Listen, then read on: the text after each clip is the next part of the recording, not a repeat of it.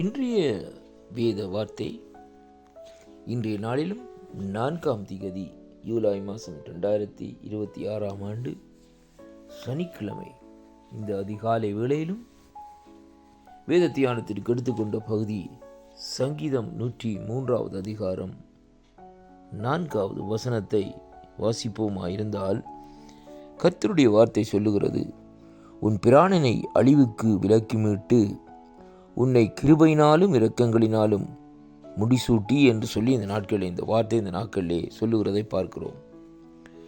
கர்த்தருடைய பிள்ளைகளே, கர்த்தர் உன்னை கிருபையினாலும் இரக்கங்களினாலும் முடிசூட்டுவார் என்று சொல்லி இந்த வார்த்தை இந்த காலை வேளையிலும் நமக்குள்ளே இந்த நாட்களிலே வருகிறதை பார்க்கிறோம்.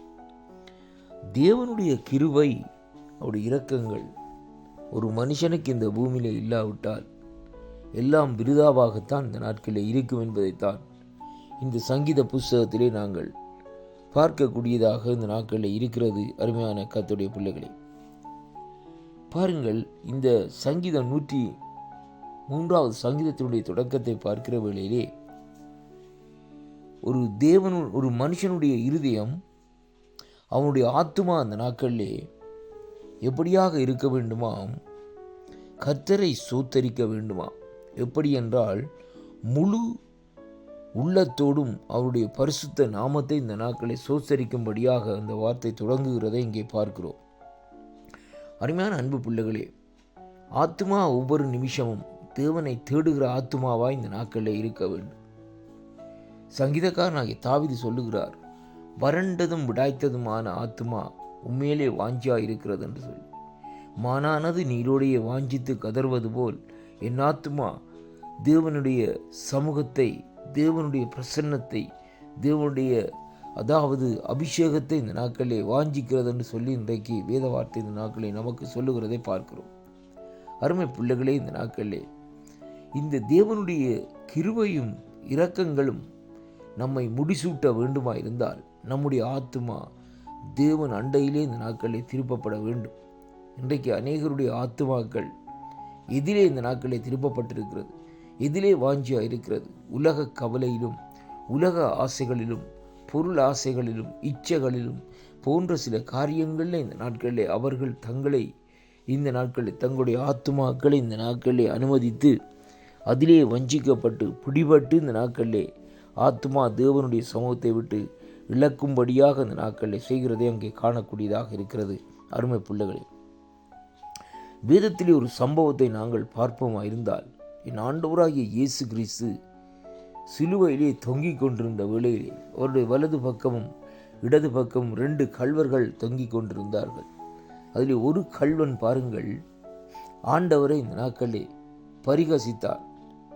ஏன் அப்படியாக பரிகசித்தார் என்றால், அவனுடைய ஆத்மா அந்த நாட்களிலே தேவன் மேலே வாஞ்சியா இருக்க வேண்டும் என்ற நோக்கமோ அல்லது தேவனை விசுவாசிக்க வேண்டும் என்ற நோக்கமோ அவனுக்கு இல்லாதிருந்தது நிமித்தம் அவன் அப்படியாக செய்தார். ஆனால் இன்னும் ஒருவனோ இந்த நாட்களிலே இவர் தேவனுடைய குமாரன், இவர் என்னுடைய ஆத்மாவை விடுவிக்க வல்லவராய் இருக்கிறார், பாதாளத்துக்கு விடுவிக்க வல்லவராய் இருக்கிறார், ஏனென்றால் இவர் உண்மையிலே தெய்வ குமாரன் என்று அறிந்தது நிமித்தம் அவன் என்ன செய்கிறான்?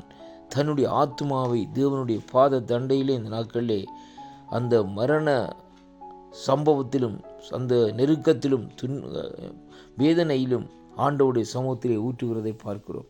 அதனாலே தான் அவன் கேட்கிறான், ஆண்டவரே, உம்முடைய ராஜ்யத்தில் என்னை நினைவு கூறும் என்று சொன்ன வேளையிலே ஆண்டவர் அந்த இடத்திலே பாருங்கள் தன்னுடைய கிருபையையும் இரக்கத்தையும் அவனுக்கு வெளிப்படுத்துகிறார். அருமையான கர்த்தருடைய பிள்ளைகளே, அதன் நிமித்தம்தான் அங்கே வேதம் சொல்லுகிறது, ஆண்டவர் சொல்லுகிறார், நீ இன்று என்னோடு பரதேசில் இருப்பாய் என்று.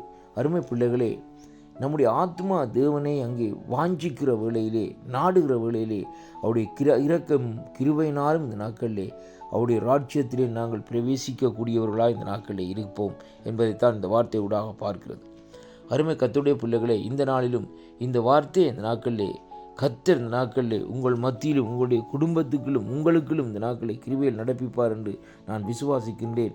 கர்த்தருடைய வார்த்தைகளை விசுவாசியுங்கள், அவருடைய இரக்கத்தையும் அவருடைய கிருபையையும் பெறுங்கள் இந்த நாட்களில். அதனாலே அவர் முடிசூட்டும்படியாக நம்முடைய ஆத்மாவை ஆயத்தப்படுத்துவோம்.